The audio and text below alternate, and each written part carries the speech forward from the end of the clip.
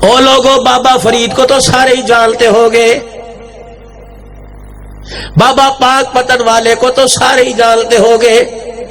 آج اپنے بچوں کو دیکھ لو، کون سی گالی تمہارے بچوں کو نہیں آتی، کون سے ڈرامے کے اداکاروں کے نام نہیں آتے، کون سے ہاکی اور کرکٹ کے کھلاڑیوں کے نام نہیں آتے۔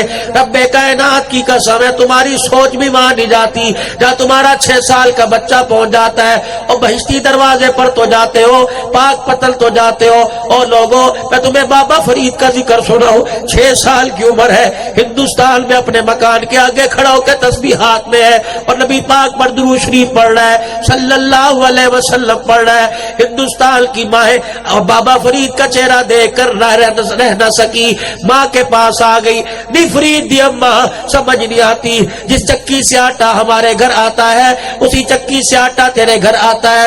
دی فرید کی ماں سمجھ نہیں آتی، جس دکان سے سبزی ہمارے گھر آتی ہے اسی دکان سے سبزی تمہارے گھر آتی ہے، لیکن پتہ نہیں لگتا، ہم بھی ماں ہے، تو بھی ماں ہے، ہمارے بھی بیٹے تمہارے بھی بیٹا ہے، لیکن سمجھ نہیں آتا۔ ہم اپنے بچے کو ہندوستان کی گلیوں میں دیکھتے ہیں، گلی ڈنڈا کھیلنا ہوتا ہے، لیکن جب بھی تیرے بچے کو دیکھتے ہیں زبان اس کی ہلتی ہے، کملی والے پہ درود پڑھ رہا ہوتا ہے۔ اور لوگوں، بہشتی دروازہ پار کر کے آئے ہوگے، پوچھو تو صحیح، بابا تجھے اتنا فیض کیوں ملا؟ وہ بابا تمہیں رو کے کہے گا، میرے علم کا کمال نہیں، میری ماں کی دعاؤں کا کمال ہے۔ کون سا تعویذ تو پڑھتی ہے، کون سا پانی پڑھ کے اسے پلاتی ہے؟ بابا فرید کی ماں رونے لگ گئی اور رو کے کہنے لگی، تم نے فرید کو درود پڑھتے دیکھا، بڑا با کمال سمجھا، رب کائنات کی قسم ہے اس میں فرید کا کمال کوئی نہیں، اس میں اس کی ماں کا کمال ہے۔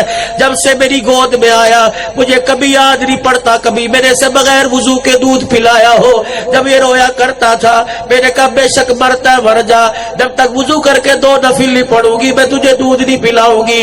جب میں نفل پڑھ کے گود میں لے کے بیٹھتی تھی یہ دودھ پینا شروع کرتا تھا، میں روزے والے پر درود پڑھنا شروع کر دیتی تھی۔ جو میرے سینے میں تھا وہ میرے بچے میں منتقل ہو گیا۔ میری ماں، ذرا میری بہنوں، ذرا تم تنہائی میں جا کے یہاں ذرا جھانک کر دیکھنا تو صحیح، تیرے میرے سینے کا قرآن کہاں چلا گیا، ماں کا فیض کہاں چلا گیا، تیرے میرے سینے میں گنبد خضرا والے کا تعلق کہاں چلا گیا، تیرے میرے گلے سے دوپٹہ کہاں چلا گیا، تیرے میرے سر سے دوپٹہ کہاں چلا گیا۔ آج بے حیائی کیسے آ گئی کہ باپ بیٹی کے چہرے کی طرف نہیں دیکھ رہا، شوہر اپنی بیوی کو دیکھ کے کہہ رہے تھوڑے سے کپڑے ذرا کھلے پہن لے۔ اور لوگ پوچھتے ہیں قیامت کب آئے گی؟ میں نے کہا جب بچیاں سر سے دوپٹہ اتار دے سمجھ لو قیامت آ گئی ہے۔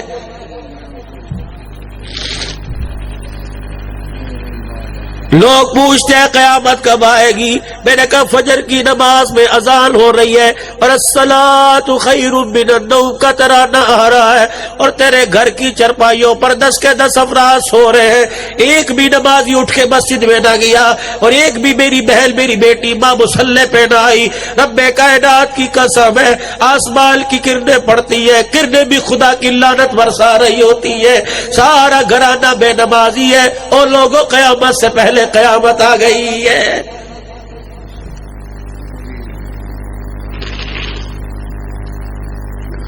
پاکستان کی حکومت میں تبصرے کرنے والوں، تمہیں اپنے گھر کا حال کیوں نظر نہیں آ رہا؟ ہر تمہارے گھر سے مرنے والا سیدھا جہنم میں جا رہا ہے۔ ہمارے پاس تو حضور کی بزرگوں شکل بچی تھی، اللہ کی قسم ڈاکو حضور کی شکل کو بھی چھین کے لے گیا ہے۔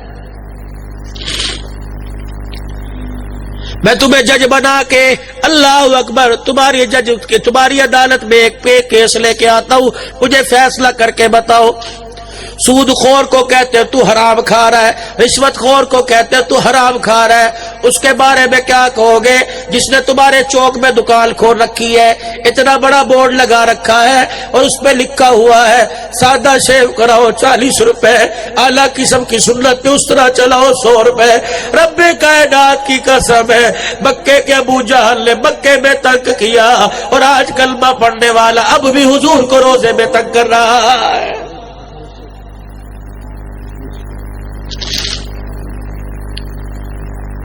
مجھے کسی نے پاکستان سے تھوڑی نکال دیا، کیا مجھے کوئی روٹی نہیں دیتا؟ یہ پیسے پیروں میں پڑے ہوئے ہیں، گاڑی باہر کھڑی ہوئی ہے، اعلیٰ قسم کے موبائل پاس ہے، رب کائنات کی قسم میں نے نقل اتاری، اللہ کو رحم آ گیا، اور جب تم اصل پر آ جاؤ گے اللہ کو پیار آ جائے گا۔ میرے عزیزوں بتاؤ، تم نے داڑھی کٹا کے کس کو راضی کیا؟ میری بچیوں، تم نے دوپٹے کو چولہے میں ڈال کے کس کو راضی کیا؟ مجھے نہیں پتا تم نے شوہر کو، مجھے نہیں پتا تم نے اپنے ماحول کو، مجھے نہیں پتا تم نے اپنے معاشرے کو راضی کیا، لیکن قسم اٹھا کے کہہ رہا ہوں اس وقت اللہ بھی ناراض ہے، روزے والا نبی بھی ناراض ہے۔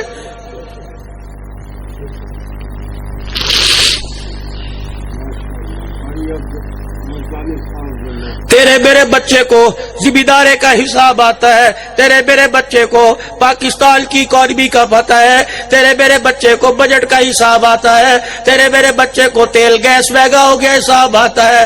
ہائے کتنا مظلوم تیرا میرا بچہ، لیکن تیرے میرے بچے کو ماں باپ سمیت قرآن پڑھنا نہیں آتا ہے۔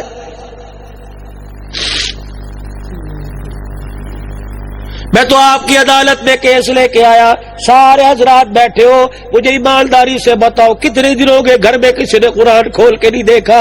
چولہا روزہ نہ جلا، کپڑے روزہ نہ دھلے، کھانا روزہ نہ پکا، کپڑے روزہ نہ پہنے، نہائے روزہ نہ، کھانا روزہ نہ کھایا۔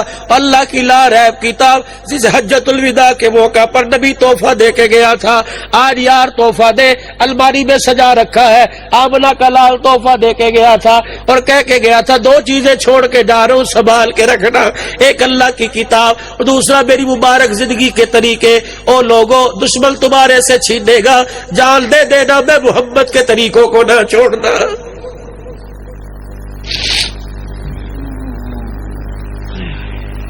میرے پاس وقت نہیں، میں تمہیں ایسا تڑپاؤں کہ تم رات کو نہ سو سکو۔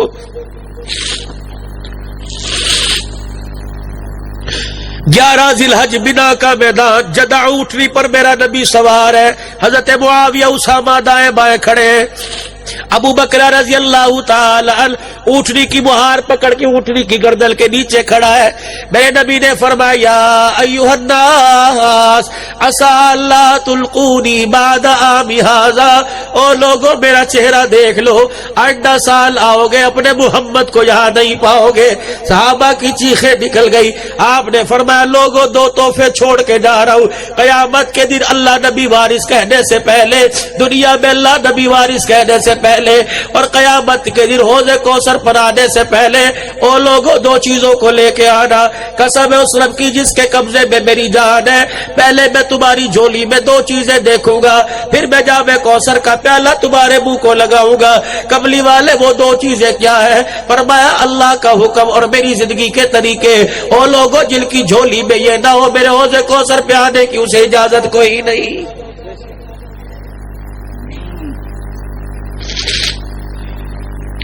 آج سے 2 مہینے پہلے میں راولپنڈی کے علاقے میں، جس طرح یہاں مجھے آخری بیان ملا، مولانا آخری بیان آپ کا 2:15 بجے کے قریب مجھے بیان ملا، قبرستان کی دیوار کے پاس سے میں گزرا، میں اپنا مسلک بیان کر رہا ہوں، مجھے نہیں پتا تمہارا مسلک تمہارا عقیدہ کیا۔ میں قبرستان کے پاس سے گزرا، بڑے بڑے پاکستان کے نامور نعت خوان، بڑے بڑے قرا حضرات، بڑے بڑے خطبہ حضرات، آخری بیان میرا، میں نے کہا کس موضوع پہ بولوں؟ یہ بھی کوئی کہہ گیا ہوگا، یہ بھی کہہ گیا ہوگا۔ اللہ نے میرے دل میں بات ڈالی، میں نے کہا لوگوں زندوں کے پاس آنے سے پہلے مردوں کے پاس سے میں ہو کے آیا۔ جب میری گاڑی قبرستان کے پاس سے گزری، مجھے قبر کی مٹی نے پکارا، مجھے آواز سی محسوس ہوئی، میرے کانوں میں سلسلاہٹ سی آئی۔ میرے قبرستان کی مٹی کے پاس جا کر، قبروں کی مٹی کے پاس جا کر ذرا دل والے کانوں سے سنا، قبر کی مٹی پکار پکار کے کہہ رہی تھی مردوں سے ملاقات کرنے کے بعد زندوں کے پاس جا رہے ہو، تقریر کرنے سے پہلے، بیان کرنے سے پہلے ذرا ہمارے رشتہ داروں کو، ہمارے بہن بھائیوں کو، ہمارے ماں باپ کو، ہمارے آبا و اجداد کو ہمارا پیغام دے دینا۔ میں نے کہا کیا پیغام دوں؟ کہنے لگے ہمارا پیغام دے دینا، اور ان سے کہہ دینا جل کو تم ار کے گلاب جل کے چہروں پر ڈال کر، پھولوں کی پتیاں جل کی قبروں پہ ڈال کر، کفن سفید میں لپیٹ کر اور کافور لگا کر، اللہ اکبر، اور تم بیت اللہ کا غلاف کا ٹکڑا ان کے سینوں پہ رکھ کر جن کو قبر میں چھوڑ کے آئے تھے، وہ رو رو کے کہہ رہے خدا پاک کی قسم قبر میں آنے کے بعد پتہ لگا جن چیزوں کو ہم کامیابی سمجھا کرتے تھے وہ ساری کی ساری دھوکہ نکلی ہے۔